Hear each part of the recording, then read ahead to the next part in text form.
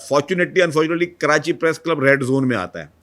اب اگر red zone میں آ کے وہاں پہ لوگوں نے روزانہ مظاہرے کر رہے ہیں, میں نے پریس کلب والوں سے ہم نے میٹنگ بھی کی تھی, ہم نے کہا تھا کہ یار آپ کو حکومت کوئی اور آلٹرنیٹ جگہ بھی دے سکتی ہے, کوئی اچھی جگہ ہم آپ کو بڑا کوئی پارک دے دیں پبلک کا, جہاں پہ ہائیڈ پارک کی طرح آپ کو زبردست ہم پریس کلب بھی بنا کے دے دیں, جس نے مظاہرہ کرنا ہے پارک کے اندر کرے, پارکنگ بھی ہو تاکہ شہریوں کو تکلیف نہ ہو. اچھا, ہم کبھی بھی نہیں چاہتے کہ شہریوں کو تکلیف ہو, ہم کبھی بھی نہیں چاہتے کہ جو مظاہرے کرنے والوں کو بھی تکلیف ہو, ہم نہیں کبھی بھی چاہتے کہ کسی ہمارے صحافی کو یا پریس کلب کو تکلیف ہو. لیکن آپ یہ سوچیں کہ اگر ریڈ زون میں آ کے روزانہ مظاہرے کسی نہ کسی کے تو ہو ہی رہے ہیں نا, آپ دیکھتے ہو پریس کلب کے باہر لوگ بیٹھے ہوتے ہیں احتجاج کرنے, مختلف لوگ ہیں, اور ہم نہیں چاہتے کہ کسی کا ہم احتجاج کرنے کا آئینی حق بھی لیں.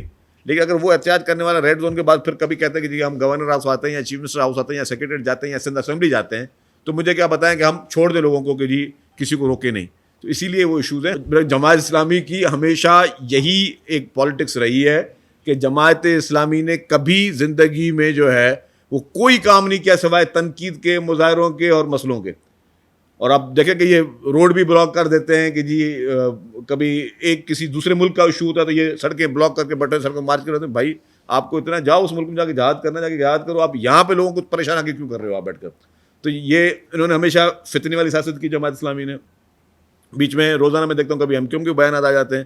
بھائی اگر ایم کیو ایم کو میں کہوں گا کہ اگر آپ اتنے سنجیدہ ہو کراچی کے مسائل کے لیے, تو جب بلدیاتی الیکشن ہوئے تو اس میں آپ الیکشن لڑتے, الیکشن کانٹیسٹ کرتے. اگر آپ کو لوگوں کا سیریس پین ہے, آپ سمجھتے ہو کہ آپ کو لوگوں کے لیے فکر ہے, تو آپ الیکشن لڑتے. لیکن ہم نے ابھی بھی کہا ایم کیو ایم کو بھائی کہ آپ کو بیٹھ کے بات کریں, جو مسئلہ ہے ہمیں لڑائی کسی سے نہیں ہے. علی احمد گنڈا پور کی حکومت گرانے کی, دیکھیں جی علی احمد گنڈا پور کو یا پی ٹی آئی کو اپوزیشن کی ضرورت نہیں ہے, وہ خود اپنی اپوزیشن خود ہے.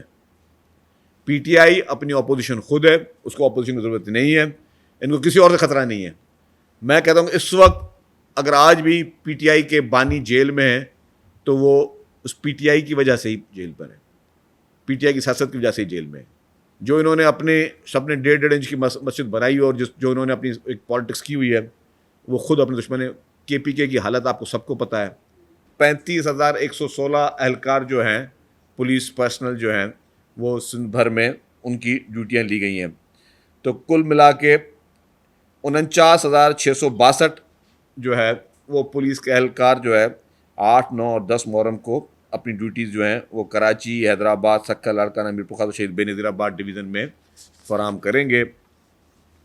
اور اس میں مختلف جو ہے اس میں علماء کرام سے بھی بات چیت ہوئی, اور علماء کرام نے بھی, تمام علماء کرام نے, تمام مکتب فکر نے کہا ہے کہ جی یہ بابرکت دن ہے, اس کو ہم سب مل کر افہام و تفہیم کے ساتھ اور ہمیشہ پرامن طریقے سے اس کو ہماری سب کی کوشش ہوگی کہ مل کر اس کو ہم پرامن طریقے سے منائیں. ایجوکیشن ڈپارٹمنٹ نے 93,118 ٹیچرز کو ابھی بھرتی کیا ہے. 93,118, یہ چھوٹا نمبر نہیں, یہ بہت بڑا نمبر ہے. لیکن یہ بھرتی کیسے ہوئے؟ اس بھرتی میں third party test system IBA کے ذریعے ان کے ٹیسٹ ہوئے, انٹری ٹیسٹ جو ہوتے ہیں, اور اس میں 100% شفاف طریقے سے ان کے انٹری ٹیسٹ ہوئے. اور کوئی بھی شخص, کسی کو اگر 1% بھی کمپلینٹ ہو کہ جی اتنے بڑے تعداد میں لوگ بھرتی ہوئے, کوئی ایک بھی سفارشی ہو, تو ہم کہتے ہیں مور دین ویلکم, اس کو کسی بھی جگہ جانا ہے وہ جا کے چیلنج کر سکتا ہے. شروع میں کچھ سوالات اٹھتے تھے کہ ایجوکیشن منسٹر صاحب کے اپنے جو ہے, جو اس وقت ایجوکیشن سیکرٹری صاحب تھے, ان کے فیملی ممبر, اس وقت ایجوکیشن سیکرٹری صاحب, وہ اس میں فیل ہوئے. اس سے پہلے سعید غنی صاحب ایجوکیشن منسٹر تھے, ان کے اپنے فیملی ممبرز نے اپلائی کیا, ان کو بھی وہ بھی پاس نہیں ہو سکے. تو جو ایجوکیشن منسٹر یا ایجوکیشن سیکرٹری کے اپنے فیملی ممبرز بھی وہ ٹیسٹ کلیئر نہیں کر سکے تھے. تو یہ میں آپ کو بتانا چاہ رہا ہوں کہ یہ ہسٹری میں, پاکستان کی ہسٹری میں سب سے بڑے میں بڑی بھرتی ہوئی ہے. اب ہر ٹاؤن کی الگ الگ اپنی کہانی ہے, مطلب ایک کوئی کلیکٹیو آپ کسی کو وہ الزام تراشی بھی نہیں دے سکتے کہ جی سارے, میں کہوں کہ سارے ٹاؤنز جو ہیں انہوں نے کام غلط کیا. نہیں, ہر ایک ڈپارٹمنٹ کا اپنے کام ہے. کچھ ڈپارٹمنٹ, کچھ ہر ٹاؤنز کے پاس جو بھی روڈ کٹنگ کے پیسے آئے, کچھ نے فوراً بنا دیے روڈ, کچھ ٹاؤنز نے نہیں بنائے, جنہوں نے نہیں بنایا انہوں نے بنانے چاہیے تھے. تو ہر ایک کا اپنا اپنا ڈومین ہے. اور گورنمنٹ نے پیسے دیے تمام ان ٹاؤنز کو, اور लोकल गवर्नमेंट डिपार्टमेंट ने भी उनको सब सख्ती से उसको कहा है कि सब अपना अपना वो काम करें, जहाँ पे नहीं है उनको वो काम करना चाहिए, क्योंकि अल्टीमेटली परेशानी पब्लिक के लिए होती है।